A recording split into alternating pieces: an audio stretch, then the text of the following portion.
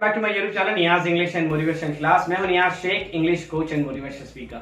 दोस्तों, आज मैं इस वीडियो में आप लोगों को कॉमन मिस्टेक्स के बारे में बताऊंगा जो आई एम श्योर आप भी जरूर करते होंगे। सो वो कॉमन मिस्टेक्स जिसकी वजह से आपकी इंग्लिश इंप्रूव नहीं हो रही है, मैं उस कॉमन मिस्टेक्स की बात कर रहा हूँ। सो उसमें से फर्स्ट जो कॉमन मिस्टेक्स आप लोग जरूर करते होंगे वो ये है कि जैसे मैंने मेरे वीडियो में बताया था आप लोगों को, you have to balance 4 things in order to improve your communication.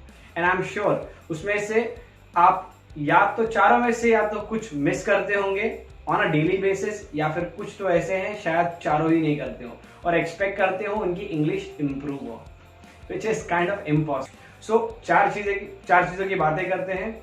4 things to improve your communication: reading, writing, listening and speaking. अगर आपने मेरा वीडियो नहीं देखा जिसके अंदर मैंने एक्सप्लेन किया है डिटेल में कि वो चारों चीजों आपको क्यों बैलेंस करना जरूरी है, क्यों करना जरूरी है on daily basis, so I button पे क्लिक करके उस वीडियो को देख लो। लिंक मैंने उसकी डिस्क्रिप्शन में ऑलरेडी डाल दी है। सो दोस्तों, दूसरी कॉमन मिस्टेक जो आप लोग करते हो वो ये है कि आप दिन में मैक्सिमम इंग्लिश स्पीकिंग की प्रैक्टिस को या फिर इंग्लिश सीखने को आप हाफ एन आवर या फिर 1 आवर देते हो और आप एक्सपेक्ट करते हो कि आपकी इंग्लिश इंप्रूव हो जल्दी जल्दी, जो कि इम्पॉसिबल है। क्या होता है कि हम में से बहुत सारे लोग 1 घंटा या से आधे घंटा इंग्लिश सीखने को देते हैं। हम इंग्लिश के न्यूज़पेपर पढ़ते हैं, हम इंग्लिश में प्रैक्टिस करते हैं, इंग्लिश के वीडियोस देखते हैं। उसके बाद हम लोग स्विच हो जाते हैं हमारे रीजनल लैंग्वेज में।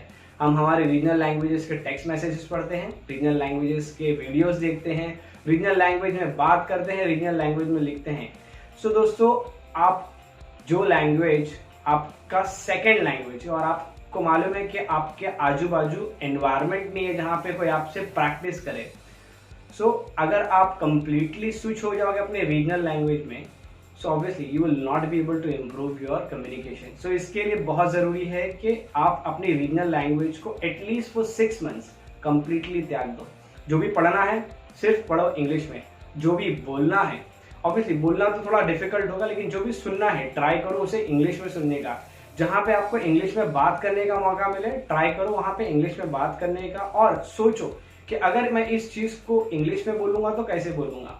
दोस्तों, नंबर 3 मिस्टेक जो हम सब करते हैं वो ये है कि we expect to learn English very quick and very fast. मुझे एक चीज जानना है, आप 18 से 20 साल से 30 साल से अपने रीजनल लैंग्वेज बोल रहे हो, आपने अभी अभी इंग्लिश पढ़ना स्टार्ट किया है, इंग्लिश सीखना स्टार्ट किया है। How can you expect to learn very fast? और अगर वो चीज इंप्रूव नहीं हो रही है आपकी और आप फटाक से इंग्लिश नहीं सीख पा रहे, तो बहुत सारे लोग डिसअपॉइंटेड हो जाते हैं और इंग्लिश पढ़ना ही छोड़ देते हैं। मैं ये जानना चाहता हूँ, उनसे ये पूछना चाहता हूँ इनफैक्ट कि इसमें नुकसान किसका है? इसमें तो नुकसान आपका ही है। सो मैंने एक कोट पढ़ा था लेस ब्राउन का, जो कि एक मोटिवेशनल स्पीकर है। वो ये था कि it's not over until I win, मतलब ये तब तक खत्म नहीं होता जब तक मैं जीतता नहीं हूं। दोस्तों, वही एटीट्यूड हमें रखना है। आपको मेहनत करना है, कंटिन्यू आपको इंग्लिश पर मेहनत करना है जब तक आपकी इंग्लिश सही ना हो। ओके, सो आप 18 से 20 साल एक ही लैंग्वेज बोल रहे हो और आपने इसको थोड़ा सा टाइम दिया। थोड़ा पेशेंस रखो, थोड़ा सब्र रखो, कंसिस्टेंसी दो, डेली बेसिस पे मेहनत करो, इंग्लिश इंप्रूव करो। और मैं हूं आपको हेल्प करने के लिए। आपको जो जो चीज मैं गाइड करूंगा उसी तरह बस फॉलो करो, एक दिन आपकी इंग्लिश जरूर इंप्रूव होगी। ना जो 4th मिस्टेक आप करते हो वो आप इंग्लिश सीखने के लिए इंग्लिश के वीडियोस तो देख रहे हो, लेकिन कौन से वीडियोस देख रहे हो? वो वीडियोस देख रहे हो जो कि 1 वे कॉन्वर्सेशन है, मतलब सिंपली प्रवचन, नथिंग एल्स। क्या होता है, आप एक वीडियो प्ले करते हो जो कि इंग्लिश में होता है और आप सोचते हो कि मैं इंग्लिश सीख रहा हूँ वो चीज सुन के, विच इज गुड, आप सीख रहे हो, बट नॉट एग्जैक्टली। आप एक बंदा बोल रहा है और आप उसे सुन रहे हो। सो डेली बेसिस में जो वर्ड्स और सेंटेंसेस हमें चाहिए वो बंदा वो एक्चुअली यूज नहीं कर रहा है, तो हमारे वो ज्यादा यूजफुल नहीं है। इनिशियली आपको क्या करना है, आपको 2 वे कॉन्वर्सेशन सुनना है। मीन्स मैं आपको रेकमेंड करूंगा आप आपकी इंग्लिश मूवीज देखिए, इंग्लिश सीरीज देखिए, और अगर आप पॉलिटिक्स वगैरह में इंटरेस्टेड हो सो न्यूज चैनल पर, इंग्लिश न्यूज चैनल पर स्पेसिफिकली जब डिबेट्स होते हैं उसे देखिए। आपको ऐसे बहुत सारे वर्ड्स और सेंटेंसेस मिल जाएंगे जो आप खुद अपने डेली बेसिस पे यूज कर सकते हो, जिससे आपका कॉन्फिडेंस इंप्रूव होगा और आपको एक कमांड आएगा इंग्लिश के ऊपर। Alright, now the fifth mistake जो आप लोग करते हो वो ये है कि you don't think in English. ना अभी आपका ये क्वेश्चन आएगा, सर मुझे तो खुद इंग्लिश नहीं आती, मैं इंग्लिश में सोचने कैसे लगा और कब लगा। सो डोंट वरी, मुझे मालूम है आपको इंग्लिश नहीं आती, इसीलिए आप मेरा वीडियो देख रहे हो ताकि आप इंग्लिश इंप्रूव करो अपनी, राइट। सो डोंट वरी, उसका सोल्यूशन मैं आपको जरूर दूंगा। ये तो मैंने आपको प्रॉब्लम बताया ना, आपको इंग्लिश में सोचना कैसे। फॉर एग्जाम्पल आप मार्केट में हो और आपके पास कैश खत्म हो गया और आप किसी से पूछ रहे हो कि भाई साहब यहाँ पे एटीएम कहाँ मिलेगा। सो आप सोचो मैं इसको इंग्लिश में कैसे बोलूंगा, brother where is the ATM over here. Simple था ना, इजी। आपको किसी से टाइम पूछना है, आपके पास घड़ी नहीं, आपने घड़ी घर पे भूल गए हो, आपको किसी से टाइम पूछना है, तो आप सोचो इसके इंग्लिश में कैसे बोलोगे, what is the time right now. Simple. So दोस्तों आप इस तरह ट्राई कर सकते हो इंग्लिश में सोचने का। जो मैंने 4 चीजें बताई थी उसके अंदर 5th वन ये आप ऐड कर लो, थिंक इन इंग्लिश। इससे ये होगा कि जितने भी वर्ड्स मैंने कहा, जितने भी वर्ड्स आपके पास ऑलरेडी हैं which you already know, if you think in English you will be able to put those words into use. तो दोस्तों जो 6th कॉमन मिस्टेक आप लोग करते हो वो ये है कि I know that you are learning English and now you have stopped memorizing new words.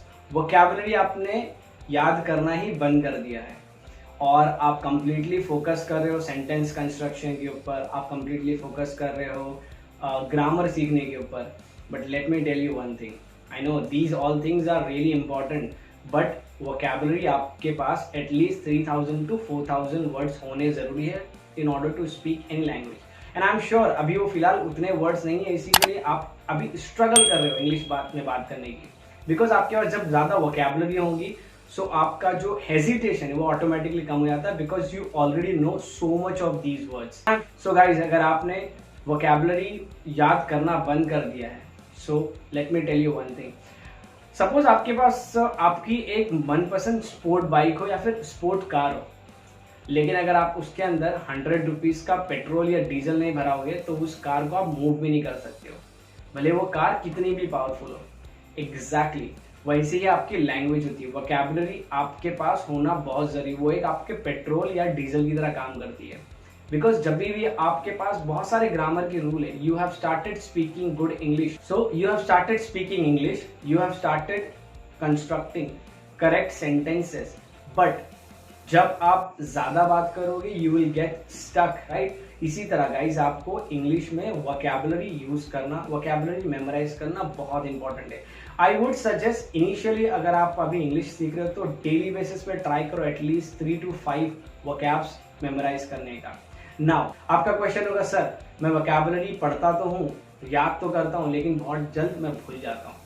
तो उसका सोल्यूशन है, मैंने एक ऑलरेडी वीडियो बनाया हुआ, आई बटन पे क्लिक करके उस वीडियो को आप देख लो। उसके अंदर मैंने डिटेल में एक्सप्लेन किया है कि कैसे आप अपनी वोकैबुलरी को याद कर सकते हो in a new and different way. अगर आप मेरे तरीके से अपने वोकैबुलरीज याद करोगे so I can guarantee you 90% of the time आपको वोकैब्स हमेशा याद रहेंगे और आपसे भूलोगे नहीं और आपको याद भी फटाफट होगा। ऑलराइट गाइस, सो नाउ जो लास्ट मिस्टेक और जो कॉमन मिस्टेक आप लोग करते हो, जितना मेरा ऑब्जर्वेशन है, मेरे एक्सपीरियंस के मुताबिक मैंने मेरे स्टूडेंट्स के अंदर भी वो चीज़ देखी है कि आप अब इंग्लिश बोलना शुरू कर चुके हो, अब आपको इंग्लिश में कुछ ग्रामर्स भी आते हैं and now you try to make long sentences, that is incorrect. आपको ट्राई करना है कि आप शॉर्ट सेंटेंसेस ही बनाओ इनिशियली, बिकॉज जितना आप शॉर्ट सेंटेंसेस बनाओगे उतना आपको आपके ऊपर कॉन्फिडेंट होगा और जब आपको आपके ऊपर कॉन्फिडेंट होगा आप और मेहनत करोगे और आपकी इंग्लिश इंप्रूव होगी। सो गाइज ये मेरा ऑब्जर्वेशन था, इतने मैंने कॉमन मिस्टेक्स आपको बताया। अगर आप ये कॉमन मिस्टेक्स करते हो तो प्लीज स्टॉप डूइंग इट। इसका सोल्यूशन भी मैंने इस वीडियो के अंदर आपको ऑलरेडी दिया हुआ है। गाइज अगर आप चाहते हो कि मैं इसी तरह के काम की वीडियो सुनाऊं तो प्लीज चैनल को सब्सक्राइब करो, लाइक करो अगर आपको वीडियो पसंद आया तो, और मुझे सपोर्ट करो। अगर आप चाहते हो कि मैं कोई और टॉपिक की वीडियो बनाऊं तो कमेंट में आपके सजेशन दे दो। एंड गाइज अगर आप न्यू हो मेरे चैनल पे तो चैनल को सब्सक्राइब